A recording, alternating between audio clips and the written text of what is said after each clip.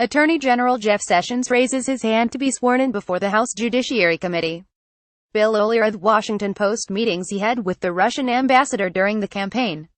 Campaign-related conversations he had with the Russian ambassador. Shutting down campaign aide George Papadopoulos after Papadopoulos suggested then-candidate Donald Trump and Vladimir Putin get together. Attorney General Jeff Sessions said he couldn't remember any of these events, that is until the media or Robert S. Mueller's investigation remembered them for him. That's the key takeaway from Sessions' hearing before the House Judiciary Committee on Tuesday. What is typically a routine check-in between Congress and the head of the Justice Department got political real fast, largely because of Russia. Here are 4 takeaways from Sessions' nearly day-long hearing. 1. Sessions is not helping clear up questions about the Trump campaign's Russian involvement. Here's why Sessions said Tuesday he couldn't remember any of these Russian contacts or conversations. It was a brilliant campaign in many ways, but it was a form of chaos every day. Sleep was in short supply. It's certainly possible Sessions didn't remember any number of Russia connections that have now come to light until they came to light. But Sessions has also demonstrated that once his memory gets jogged, he can recall details of events, such as what he spoke about with the Russian ambassador in 2 separate meetings and the fact he told Papadopoulos not to set up a Trumpian meeting. Which opened the door to Democrats to ask, why haven't you gotten your facts straight about Russia by now? Sessions didn't really have any answer to that other than even if he did misremember these events, he didn't do anything wrong during them.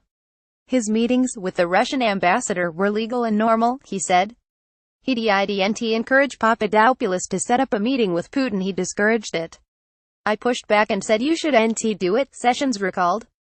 So I don't think it is right to accuse me of doing something wrong. At the very least, Sessions' consistent memory lapses before Congress don't help the president's public image. A recent Washington Post ABC News poll found 49% of Americans think it is likely Trump committed a crime in connection with possible Russia meddling, although more say this view is based on suspicion rather than evidence. 2.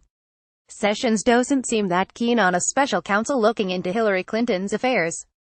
Trump wants one. About 24 Republican members of Congress want one. Sessions is entertaining the idea of appointing a special counsel to investigate the Clinton Foundation and the sale of a uranium company to Russia and how the FBI exonerated Hillary Clinton on her emails. But Sessions himself doesn't seem totally convinced that is necessary. Looks like is not enough basis to appoint a special counsel, he told Rep.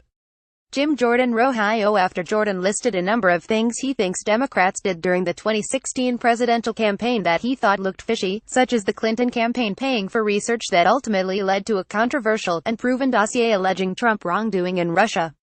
It would take a factual basis that meets the standards of a special counsel, Sessions replied.